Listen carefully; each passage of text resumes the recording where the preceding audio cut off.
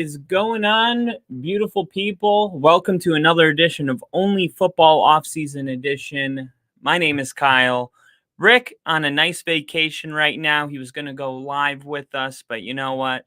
I told him it's not much of a vacation if you got to, worry about what time you got to be back at the hotel getting Wi-Fi, stuff like that. So we're going to do it solo. If you got a drink in your hand, go ahead and give a cheers to Rick.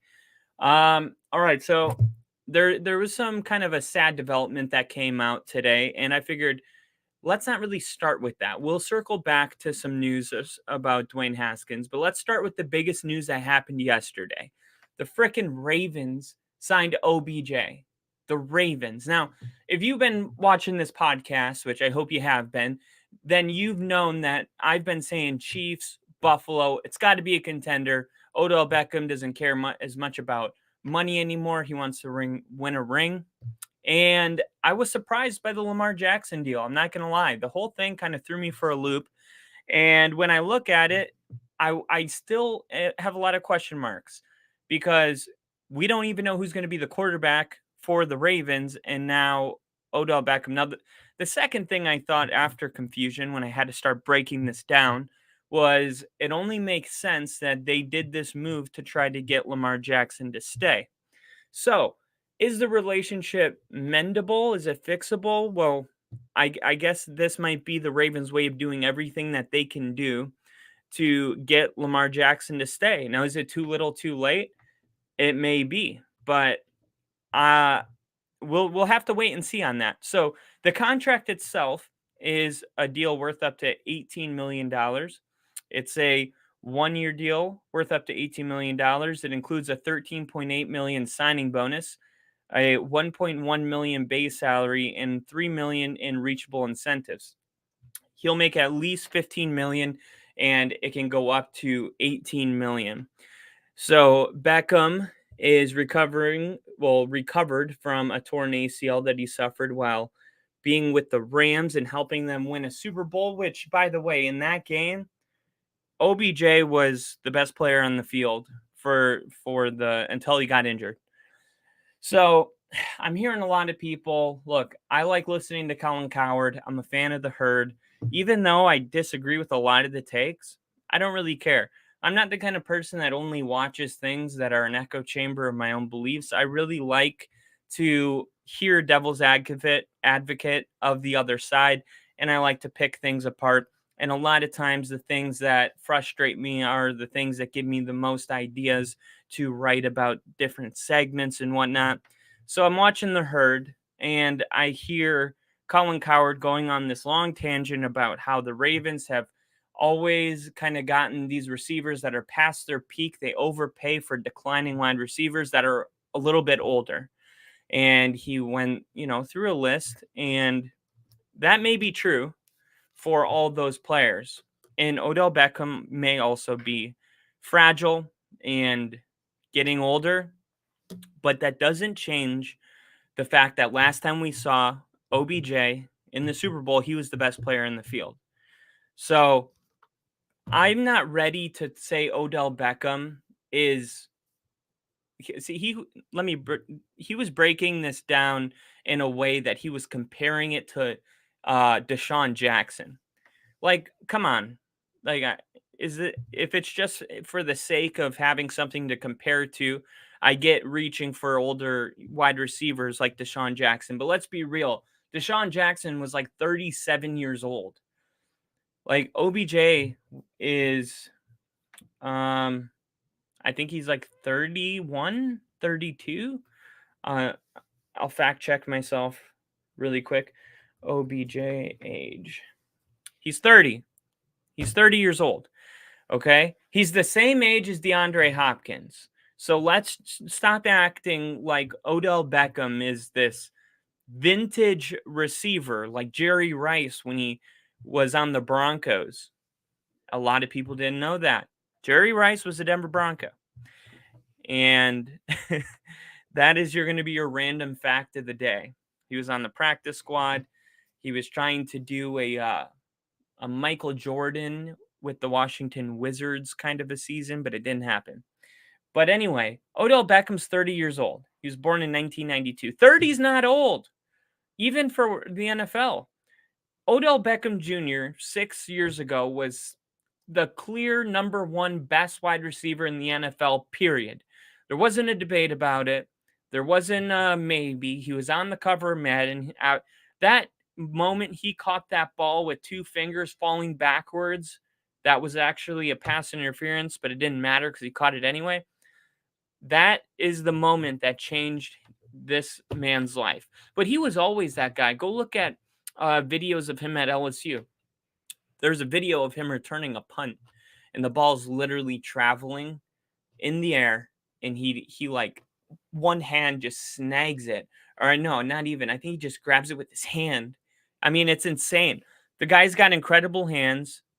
I understand that he has, people say, a lot comes with him. But look, this is an ego type position. The wide receiver is an ego position. It's you versus me. It's a 50-50 ball. That's my ball unless I let you have it.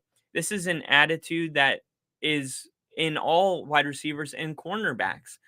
When you break the huddle, the receivers are the first to break the huddle.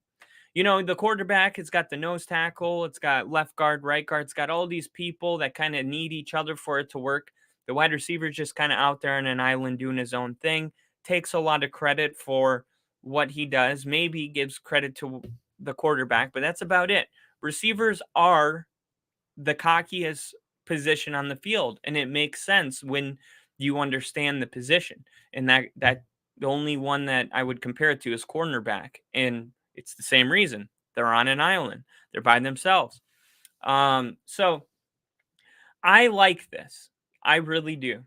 I think OBJ, and by the way, I can't stand the Ravens. I don't like the Ravens. I'm not going to get into it right now, but the Ravens are my least favorite team in the NFL, and they might always be that way besides the Chiefs and the Raiders. Like, I can't believe I'm saying this, but I dislike the Ravens more than the Chargers, and I'm a Broncos fan.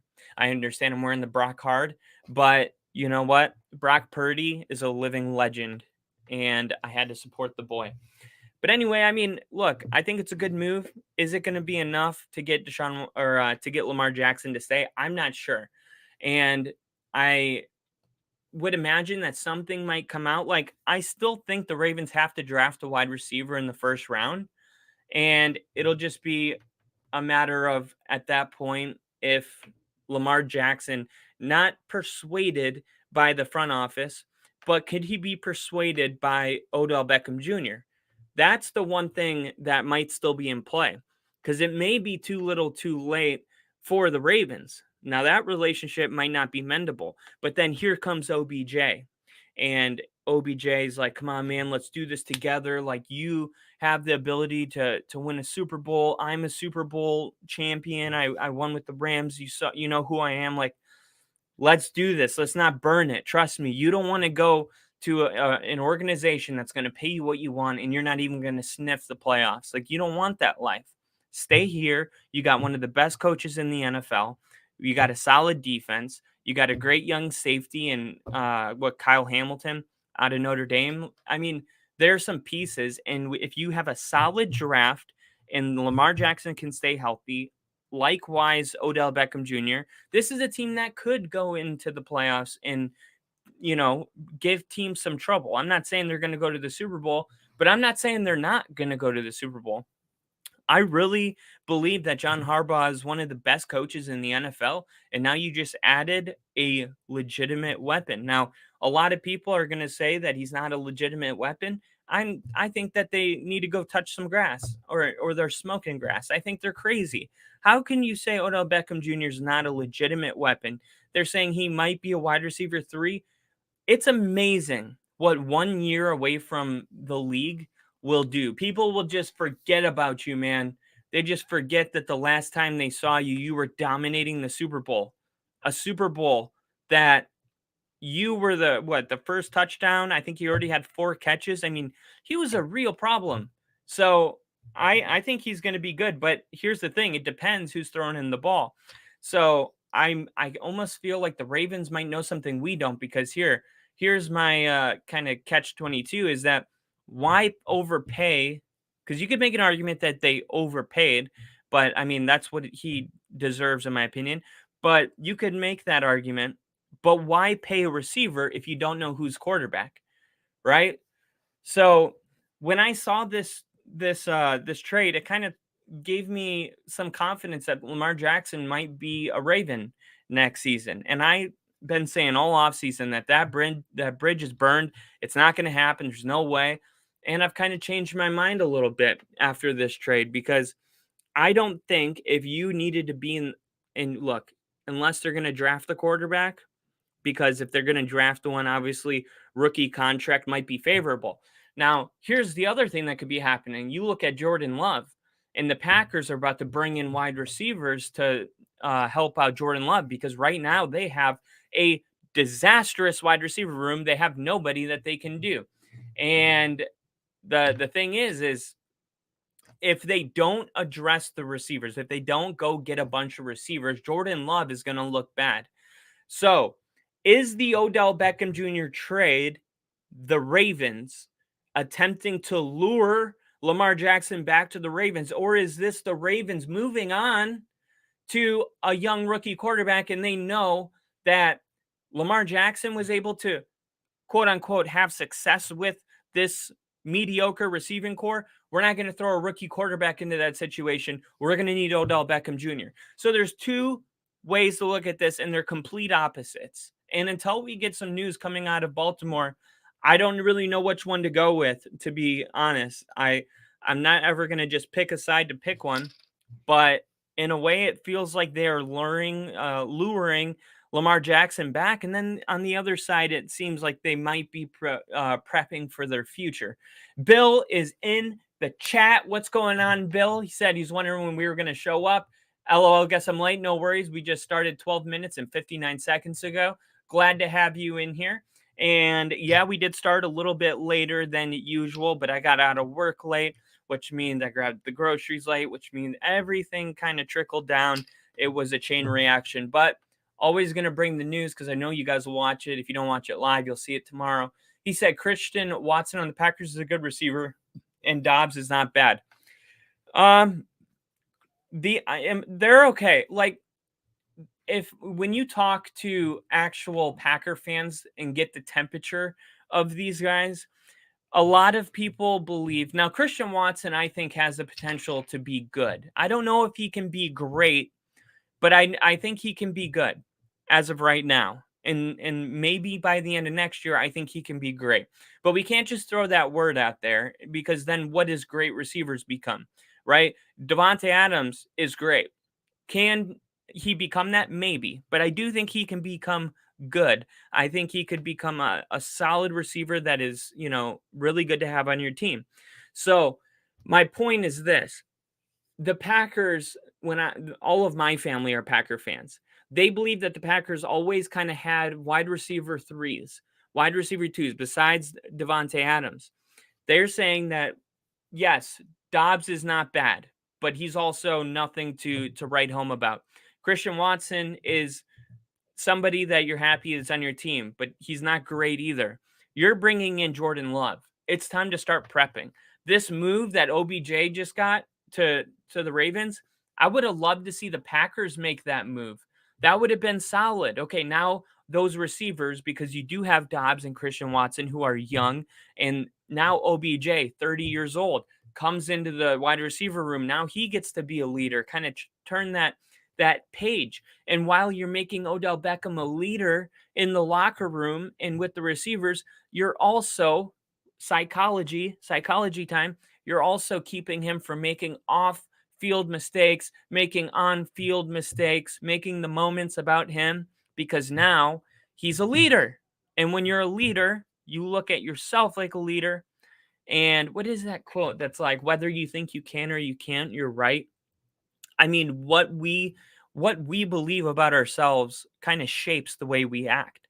Odell Beckham in Green Bay as the leader for the Packers, I think that would have been great for him, but I just think it's possible OBJ wasn't, sold on Jordan Love. Ravens are overpaying OBJ, and I guess the Ravens want to give their injury-prone wide receiver money rather than a franchise quarterback.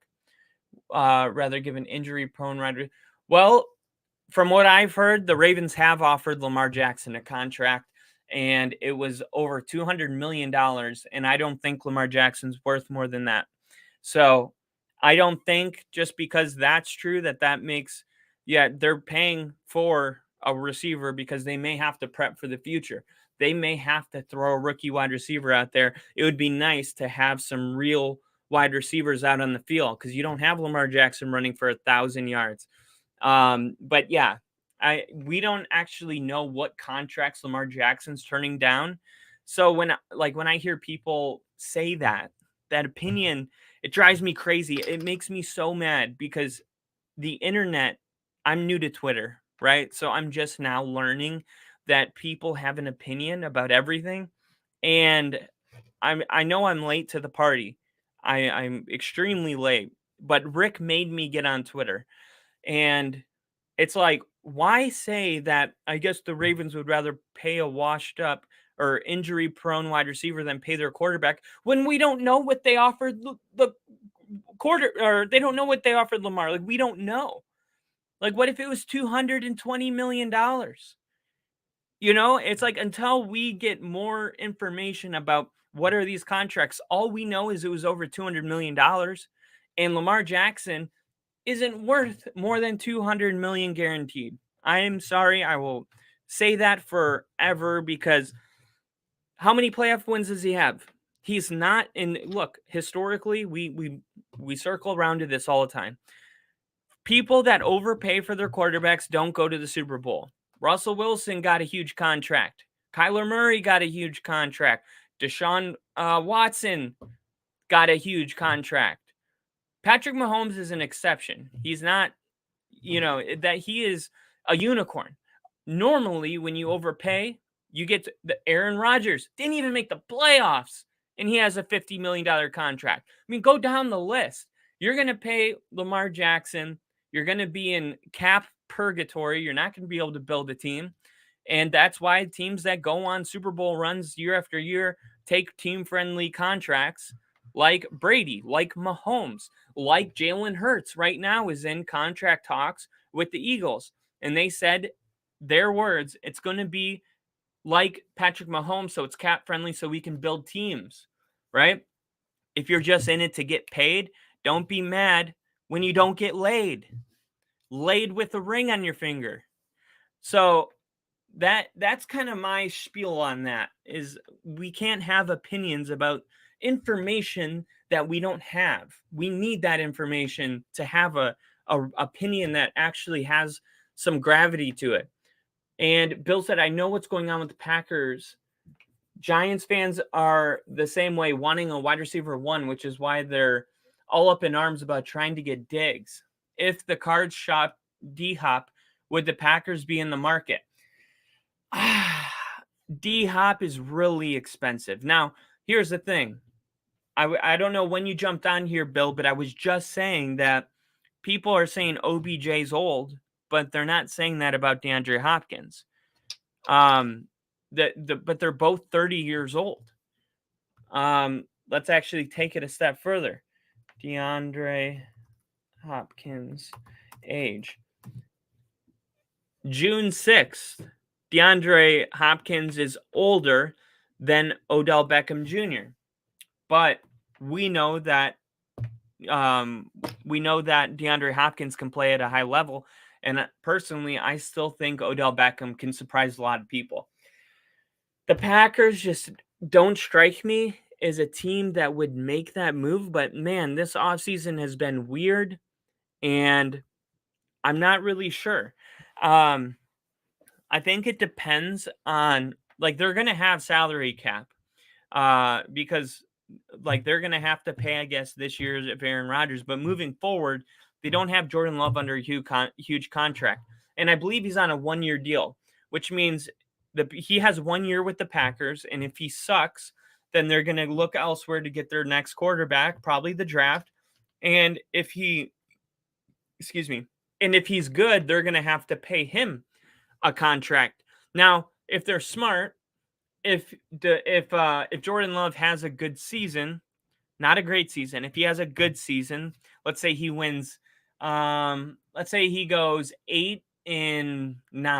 Okay, so he does good enough, but every week you see him getting better, kind of like Danny Dimes last season.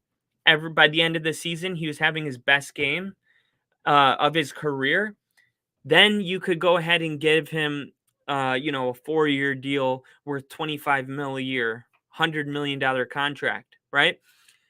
I mean, because you're paying him for what he's worth today, but you also know that he's going to be worth 40 million a year by the end of next year. It's like the stock market. You got to get ahead. It's not about where it's at, it's about where it's going. If you think Jordan Love's headed in that trajectory, pay him. The only reason I got mad about the Giants thing is because they paid him like the quarterback that he has the trajectory to be at the peak, but he's not there yet. And they paid him like that today. It's almost the opposite of what I'm saying. But so they're going to have the money to get DeAndre Hopkins if they want to, but do they have it right now? Let's look it up. Let's not just talk about it. Let's be about it. Packers salary cap. Let's see how much money the Packers have right now available. All right. All in all, total cap liabilities, top 51. Team cap space, they have $21 million. Okay. So DeAndre Hopkins' contract is pretty much like, what is that? All of it? So assuming they wouldn't do that because they have to pay all the rookies that are about to get on rookie contracts. But also keep in mind, I'm not an expert on cap at all. And I don't think anybody is. I have yet to meet someone when I say that, that's like, oh, I'm an expert on it. I get it. Because there's so much. There's cap liabilities, there's offense and defense and special teams and bonuses. And like I read Odell's getting a base salary of $1 million, but his signing bonus was what, 15? So I don't know, or maybe it was 14 because with the 1 million, it's 15 because he's making 15 no matter what. But with incentives, he can make 18. But I just don't know if the Packers, until Aaron Rodgers is out of the building, would have the money to spend on a receiver, the most expensive receiver in the NFL. Now, would he be willing to restructure is the question. DeAndre Hopkins might be willing to restructure because he's getting older. He understands that it's a business. A lot of teams don't want a $20 million wide receiver unless you're, you could make an argument that Tyreek Hill is probably the best weapon in the NFL. And, he's pretty much it. He's the only one I can think that's worth that. I mean, even the greatest receivers, right? It's better to have, well, let me ask you this. Do you think it's better to have 3 wide receivers that, let's say, are an 80 to an 85 overall, or a 99 and a bunch of 70s? Okay, here's the perks of having one wide receiver that's really good. You get double covered, you get the safety sliding over, you get the whole defense focused on shutting down one player, and it opens up things with other receivers. But if you have 3 receivers that are all capable in their own right, you open up the field anyway. But you're just not, 40 million in the hole with one guy. Bill said if the card shop D-Hop, yeah, with the Packers, they could try and get Galladay and prove it on a prove it deal. The Giants didn't play him right, and it seems like our wide receivers do really well once they leave the Giants. That sucks. Send you a list of wide receiver free agents available on Twitter. Sweet. I'm gonna open that up right now on the air. Here we go. Got it. There it is.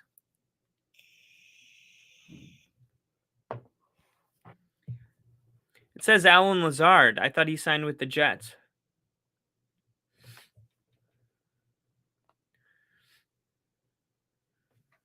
Club option. Okay. Allen, are these Baltimore? Okay, here it is. Kenny Galladay. Sorry, I'm slow. Kenny Galladay, Robbie Anderson, Randall Cobb, Julio Jones, Byron Pringle, maybe Pringle, maybe. I would have to ask Rick about that one. Sammy Watkins. Damn, man. These are Sammy Watkins is not ever going to stay healthy for a whole season. To me, that's a no. Kenny Galladay, and Robbie Anderson are they're worth a job. Byron Pringle, I think, could also get a job somewhere. Okay, N'Keal Harry, I don't even know who that is. That's somebody that plays for Chicago, but he's only 25 years old. Alamide Zacchaeus, no idea. Brashad Pierman, Demir Bird, Byrd, Bird. None of these jumping off the page. T.Y. Hilton, I mean, I would take T.Y. Hilton. You want to know what's crazy? I think T.Y. Hilton was pretty much retired all of last season, and then he joined the Cowboys at the end of this season. It depends what kind of shape T.Y. Hilton is in. If he's been like conditioning and keeping up with himself, I would probably take T.Y. Hilton over a lot of these receivers. In the order, I'd probably go Kenny Galladay, Robbie Anderson.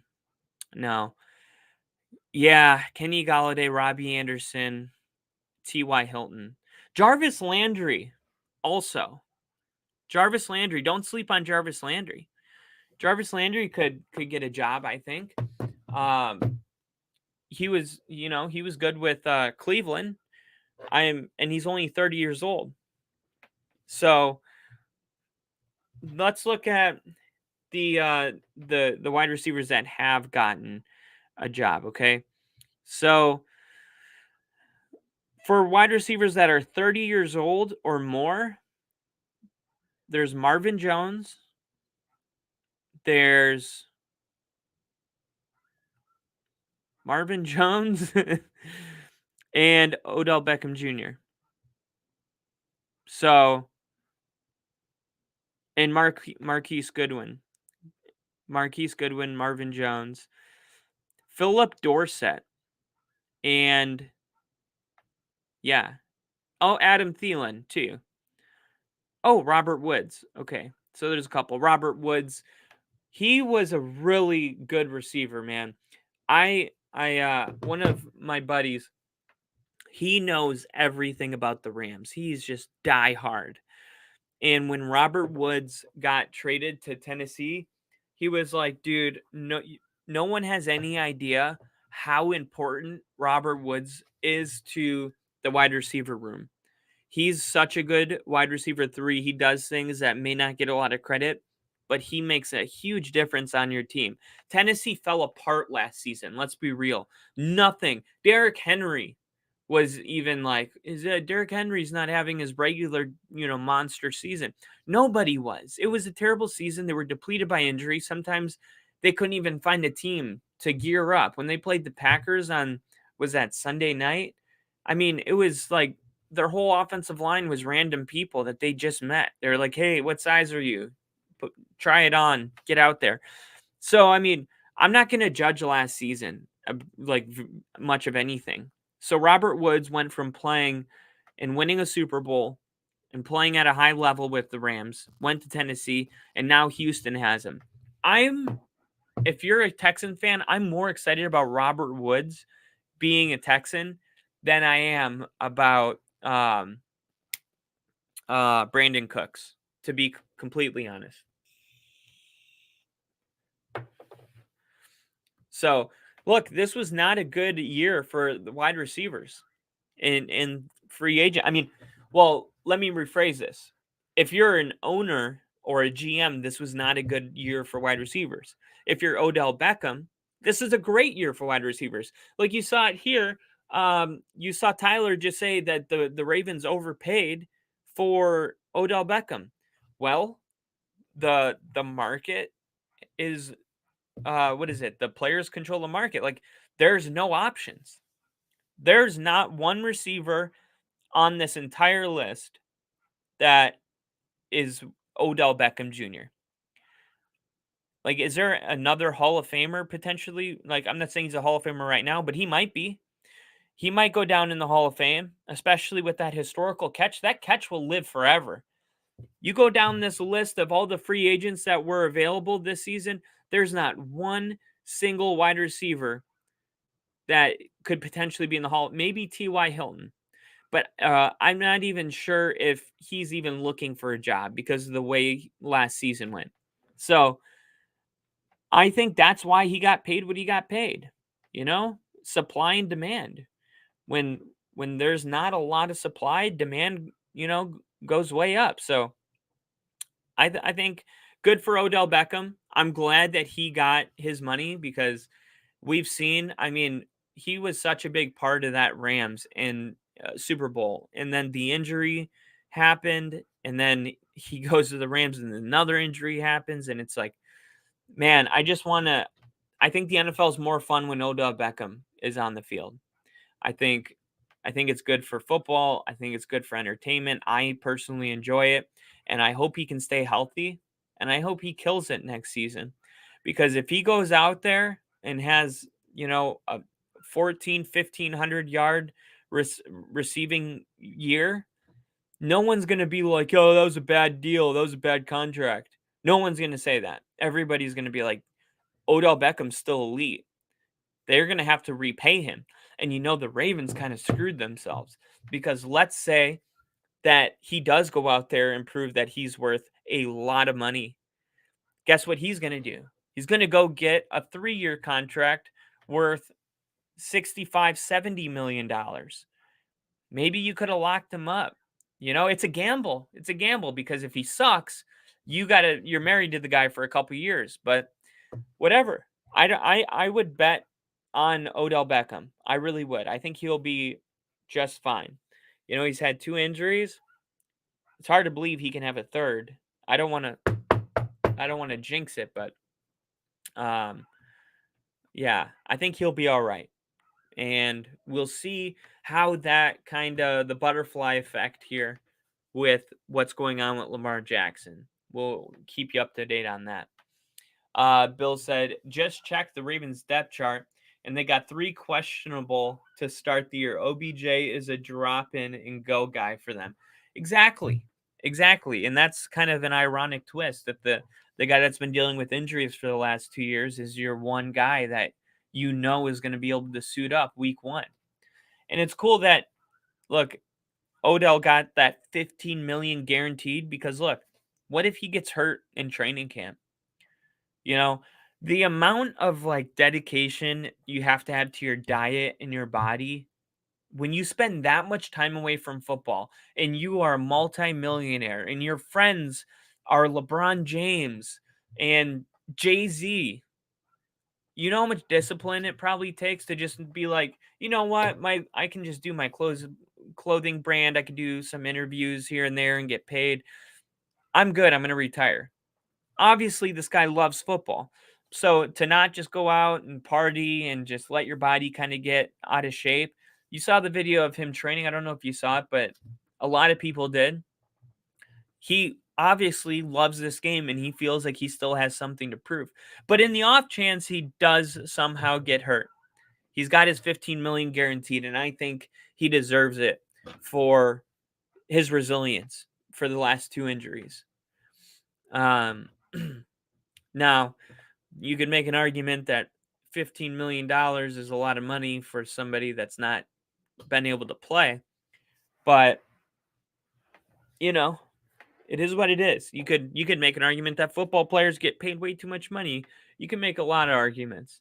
So I said in the beginning that we were going to talk about something kind of sad. So my dad, So I lived in Fort Lauderdale for 2 years. I lived in Miami, and then, I stayed with my dad for a while, and it was, like, downtown Fort Lauderdale. So if you're from the area, you know Las Olas.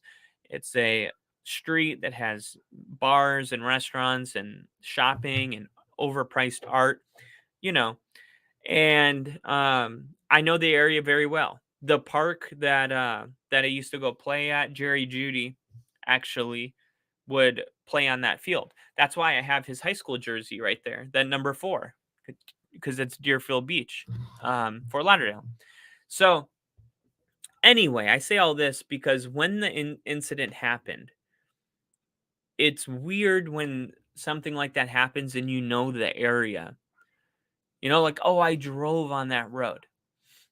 For instance, like the shooting that happened in The Dark Knight. I don't know if you remember this. It was in Aurora, Colorado.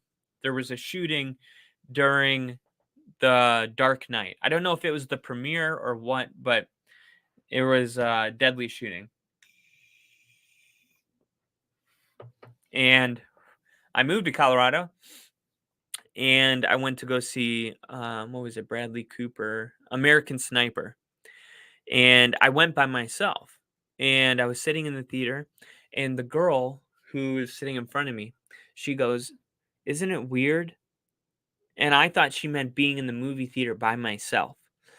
And obviously I kind of gave it away, but she said, "Isn't it weird that we're in the theater that the shooting happened?" And I was like, "Whoa." It didn't even occur to me. Aurora. And then, to be in that theater, I'm like, "Yeah, it is freaking weird. Super weird."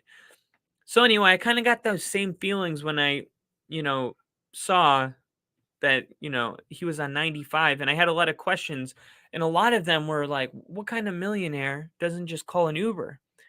He's on the phone with his wife, and then out of respect for people that we lose, we always want to, my uncle always says, never speak ill of the dead, right? So when we lose somebody, we have a lot of questions. We, it's not really appropriate to ask the questions. It's kind of insensitive. So when this came out, it answered a lot of those questions that we didn't really ask. One of them being, why is a millionaire walking across the freeway? Why isn't he taking an Uber? It seems like something's wrong. And there was something wrong. There was a lawsuit filed on behalf of his widow and parents, also names the driver in that lawsuit and owner of the dump truck that struck him, saying it was exceeding the speed limit and had worn tires and the brakes were overloaded. It says the pickup truck Haskins had rented had a mechanical defect that caused it to run out of gas. The family also alleges that the state highway department didn't properly maintain and light the road or post a lower speed limit while construction work was being done. They say a temporary sign blocked visibility on the highway. Family attorney Rick said in a statement that the lawsuit will allow him to subpoena documents and question those who were with Haskins as part of the process of uncovering the complete truth about the tragedy. Now, that's just kind of like the parents, going after everyone. Obviously, got a really good lawyer. And, this is kind of how court is. You go after 10 things and maybe 6 of them work. And if you go after 6 things, usually 4 work. You always want to go heavy. So that's what they're doing here. They're finding anything that they can do, any angle that they can sue, if you will. Okay, so here's really the news that I was referring to in the beginning. As to what occurred in the hours before Dwayne was killed, many questions remain unanswered. It is believed that Dwayne was targeted and drugged as a part of a blackmail and robbery conspiracy. In fact, his highly expensive watch was stolen from him shortly before his death. Rick said in a statement he declined to answer specific questions about the lawsuit allegations. According to the death report issued in May by Broward County, a woman Haskins was with told investigators they had run out of gas on the Interstate 595 near Fort Lauderdale Hollywood International Airport shortly before dawn. She said he went out in the dark to get more fuel. Witnesses told Florida Highway Patrol that Haskins was trying to wave down cars and standing in the center lane when he was struck by an SUV. The report said he died of blunt trauma. Haskins' blood alcohol content was 0.20 according to his autopsy. That's 2.5 times the legal limit of 0.08 in Florida. According to the University of California, Davis, and other universities, someone of Haskins' weight, 230 pounds, would have to had at least 10 drinks in the hours before his death to reach that level. He also had the strong painkiller ketamine and its metabolite norketamine in his system. This drug can be prescribed by a doctor, but it can be abused recreationally. The report did not say whether the drug had been prescribed. I would assume if it had been prescribed, they probably wouldn't be filing a conspiracy that he was drugged. Because it just may not hold up. Haskins started Ohio State. Okay, and it just tells a little bit about him. So obviously extremely tragic, but ketamine, very interesting. When I first heard about the accident, I thought he was, and look, I don't mean to sound insensitive, I thought he had to have been on something because I've ran out of gas on a freeway. And, there's things you don't do, right? Like standing in the middle of the freeway, right? Like this didn't come out. It just said he got hit. I always imagined, because I just wanted to believe the best about people. I thought maybe he was walking on the curve, where you're supposed to pull over when you have to change a tire. I thought maybe he was walking, maybe he like tripped, and then, or maybe the car was even driving too much to the right. But no, they said he was crossing the street back then, and now they're saying that he was standing in the middle. You know what I mean? Like, that just sounds crazy, but now that they mentioned the ketamine that was in his system, it doesn't sound crazy at all.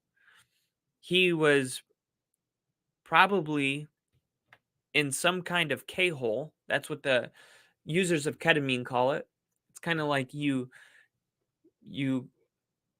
it's hard to explain, but you've probably seen an illusion that kind of do it justice somewhere in a movie. You can have basically an out-of-body experience where you're seeing yourself from your perspective. Like if you look in a mirror, kind of a deal, but with no mirror there. And there's a chance maybe that he was, who knows, right? Ketamine is a fucking crazy drug. It's a horse tranquilizer.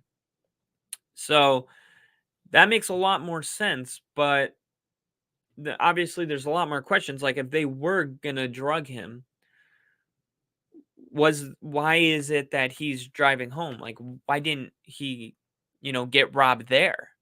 Was he supposed to get robbed at home later? He was headed to the airport to leave. So, I mean, I'm not sure if he was actually catching a flight at that time. I have a hard time believing that he would have been able to make it through security. But he said he got his ring and now he wants to get his bag, and he did train up well. Hope he kills it out there. Oh, sorry, Bill. I just saw that comment come in. So yeah, that is some news that we got about Dwayne Haskins, and obviously it's a tragedy when someone dies, at 24 years old.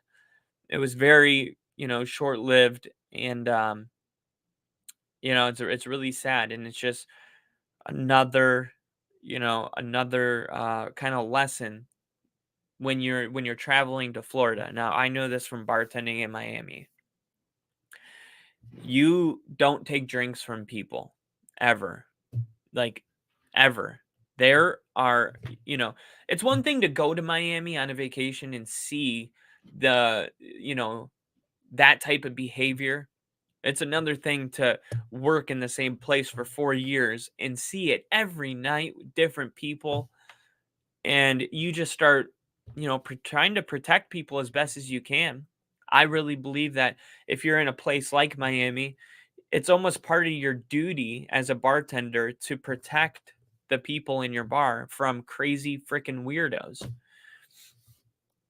And I'm sure they'll be trying to get the footage from where he was at. I believe it was a strip club, which might make it extremely hard to get footage because it's a strip club, which may make it really hard if they do have footage to see him because it's a strip club. So there's, that may not be in the favor of prosecution here, but we'll definitely keep the family in our prayers, and I hope they're finding justice in whatever it was that happened, and I hope they get all the answers that they deserve to have. I saw a mock draft that was released, and a lot of people have the Raiders picking a quarterback. And they had what was it? um it was Colin Coward again. He had the Raiders moving up into the draft and selecting Will Levis. And I thought, okay, wait a minute. If they move up, I don't think they're going for Will Levis. And I thought they might go for the quarterback that has the most potential that's not ready. Now, why I say that is because they signed Jimmy Garoppolo, which means that they are committed to Jimmy Garoppolo for this year, next year, and the next. Now, here's the thing. When Josh McDaniels said what he wanted in his quarterback, he said, I want to pick a guy that's going to be here for a long time. And that was the moment that we ruled Aaron Rodgers out and said Aaron Rodgers is clearly not that guy because he doesn't have a long time left. And then they signed Jimmy Garoppolo, and we all kind of just accepted it. But when you really think about it, Jimmy Garoppolo isn't probably the kind of long time that Josh McDaniels was talking about. Jimmy Garoppolo is a 4-year guy if he can stay healthy.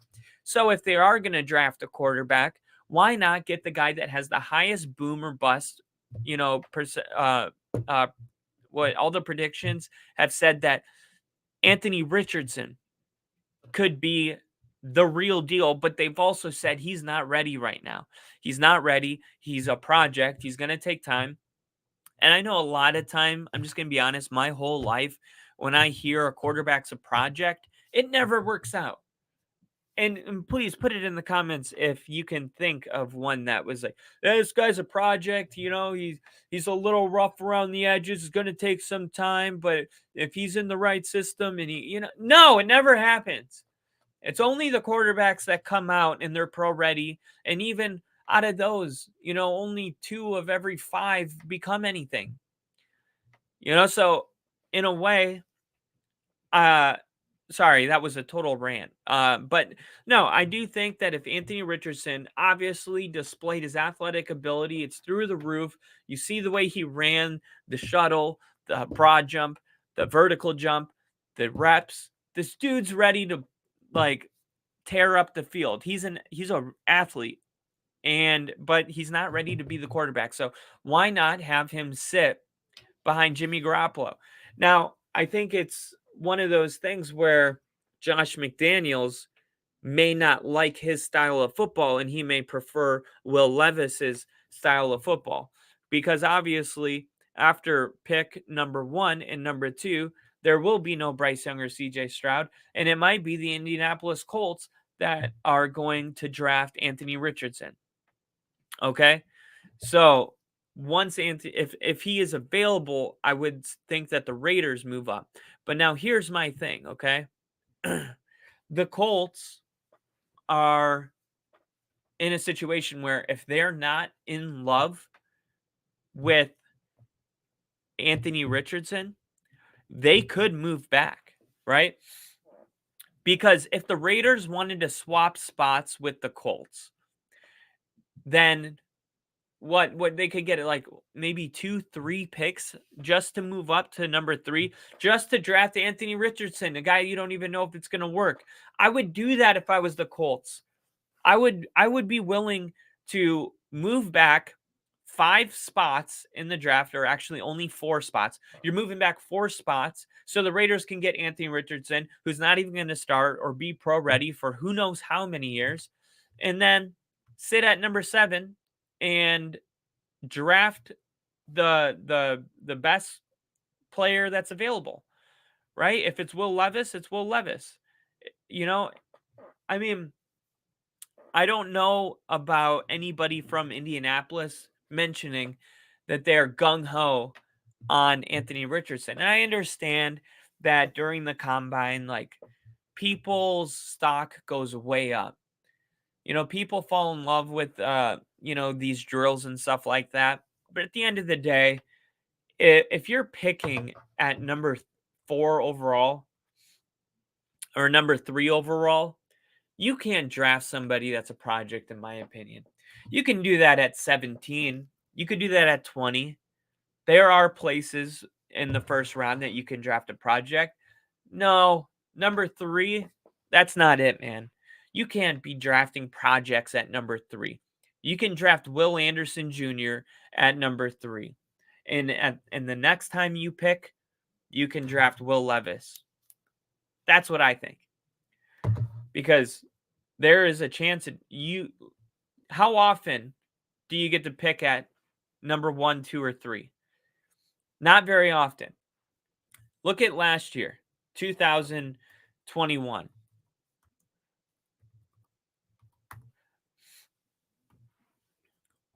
This was 2021's NFL draft. Okay? Trevor Lawrence, number 1. Number 2, Zach Wilson. Number 3, Trey Lance. Okay? Zach Wilson, project bust. Throw him away. Trey Lance, who knows? Project, sure.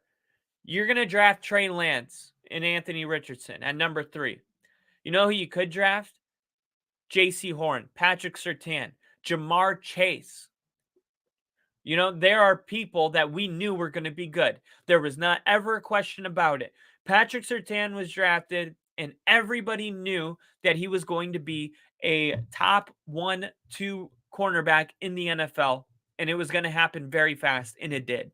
Jamar Chase got drafted, and everybody knew that he was going to be one of the best receivers in the NFL, and it did. Penei Sewell got drafted, and everybody knew that he was going to be one of the best offensive tackles in the NFL, and it already happened. So why draft Trey Lance? Why draft Zach Wilson? That's kind of my point. Micah Parsons, wasn't picked till number 12. So don't forget what history has already taught us.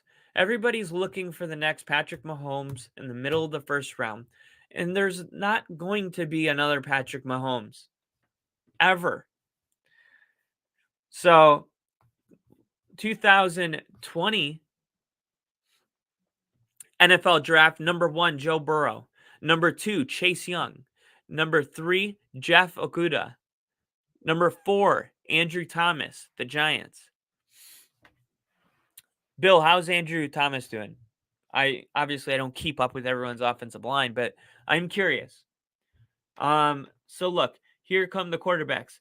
Justin Herbert, Tua Tagovailoa. Solid quarterbacks. Good picks. Right there, number 5 and number 6. You had 3 quarterbacks off the board that are all still starting in the NFL. But Justin Herbert and Tua and Joe Burrow was obviously the best player in the draft. There weren't Anthony Richardsons being picked at number 3. There was no Will Levis being picked.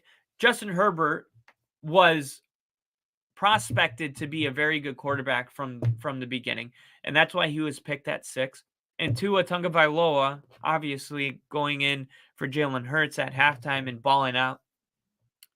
We knew who he was too. But let's look at the next quarterback to be taken after Justin Herbert. Jordan Love. Okay? Imagine Jordan Love being drafted at number 3. And then the next quarterback after Jordan Love, Jalen Hurts. Okay? So every once in a while, Every once in a while, you'll land one. Is Anthony Richardson going to be a Jalen Hurts? I don't know. I don't know. Maybe. Maybe he can turn into Jalen Hurts.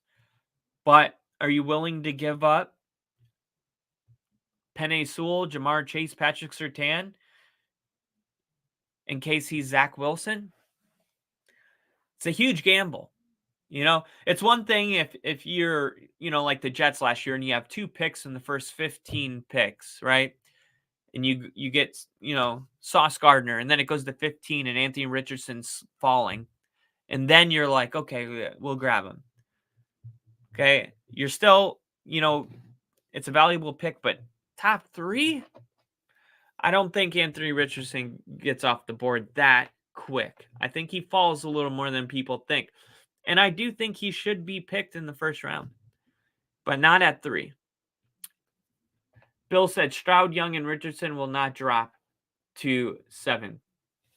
Stroud and Young will be gone at 1. I totally know that.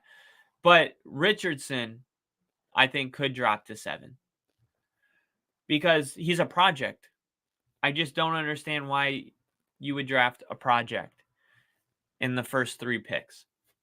And then he said, good, we got to pay him. Pay him already? You don't got to pay him yet.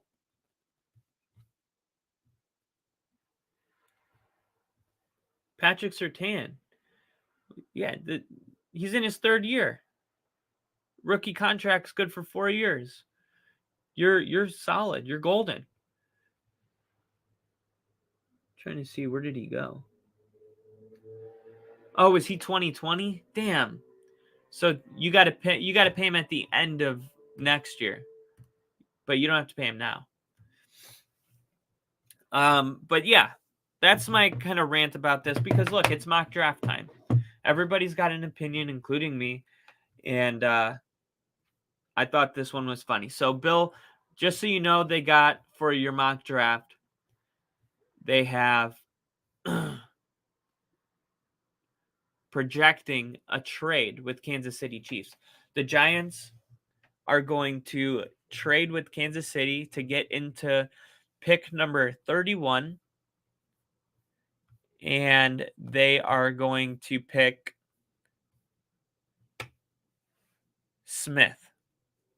Cam Smith, cornerback out of South Carolina. So I just wanted to tell you that because thought you would enjoy that. They got the Packers going with Jackson Smith out of Ohio State, one of the best wide receivers in the draft. And then I wouldn't be surprised. Where's Baltimore? I bet you Baltimore's going receiver. Guarantee it. Miles Murphy. Murphy worked out for teams this week, and he moved past the hamstring issue that kept him from participating in the scouting combine. He compares favorably to Bud Dupree, who went 22nd overall to the Steelers in 2015. So, man, here we go. It is almost draft time. So we have, let's see, Thursday, 27th.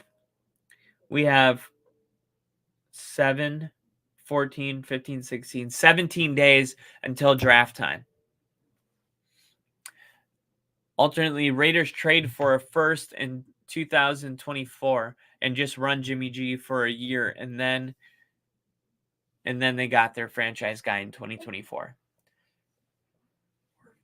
Do you think they would have? I mean, I would have to look at the contract. What if his contract doesn't even have an out? I'm looking at his contract right now, okay?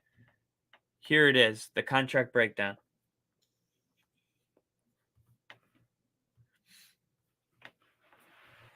Jimmy Garoppolo signed a 3-year, $72 million contract, including an $11 million signing bonus, $45 million guaranteed, and an annual salary of $24 million. Okay. Damn.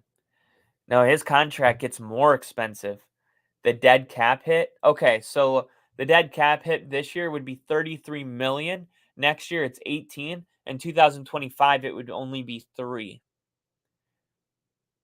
But his base salary this year's 11, his base salary next year's 11, and then his base salary in 2025 is $22 million. So it doesn't look like there's an out here. I think I think it would be good for them to keep Jimmy Garoppolo if he can stay healthy for 3 years and then let the quarterback come in, like Brett Favre, Aaron Rodgers, Jordan Love. We'll see how that does, but I just think I think it normally works out better than when you throw these quarterbacks into the fire. Sometimes it works, but you can tell when they're ready. You can tell. You can tell. I use this analogy. You can tell when a movie's bad in the first 20 minutes. Have you ever watched a low budget movie and not know that it was a low budget movie? And you're 15 minutes into the movie going, gosh, let's watch a different movie. Let's not commit the next hour and a half to this. But on the flip side, a quarterback goes out there for 2 possessions in preseason, and right away, right away, hey, we got ourselves a quarterback. This guy can ball. Why do you think Jordan Love's going to be the quarterback this year? Because he played one half of football against the Eagles, and we said, I say we, the Packers said, hey, this is a good movie. This is a good movie. And we're going to see. We're going to see. It was a great trailer, but how is the movie going to be when Jordan Love starts all season? We're going to find out. We're going to find out. So, obviously, there's not a ton of news going on right now, but there's always going to be some type of news like today. There's a little bit more that I wanted to break down today, but I wanted to save it for Only Football with Kyle and then add what I didn't cover today with anything that happens between now and Wednesday. So, thank you guys. If you guys are watching this tomorrow or the day after, or you just ran into this video because you Googled Brock Hard, then go ahead and like. If you do like it, if you don't like it, don't like it. But if you do like it, and share it with coworkers, friends, family, Giants fans, Cowboys fans. Share it with anybody that will help us grow our channel because we appreciate it. And we can do this more consistently on time if we don't have to go to real jobs. Wouldn't that be cool? So thank you guys again for being here. And we will see you guys in 2 days for Only Football with Kyle. And then don't forget on Thursday, we have trivia. Jinja, Bill, Tyler, everybody. I'm drawing blanks on everybody's name. Steve, didn't see you today, but I'm sure I'll see you on trivia.